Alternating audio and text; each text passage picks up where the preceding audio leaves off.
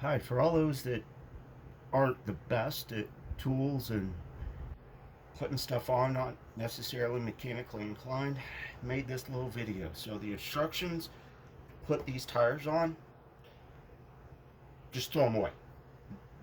They're useless and written by an engineer. So basically, after struggling with them, following the directions, I found a better way, a much better way. So do boil them for, I got mine at about an hour, so that's fine. Slip the tire on using the given tire iron. Don't know where that is right now. Get yourself a big pair of channel locks.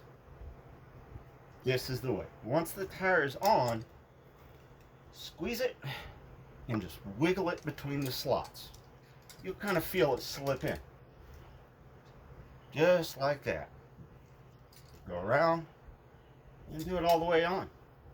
It's really that simple. That way you're not straining your back trying to stomp on it and what have you. I found this way a lot easier. Thanks.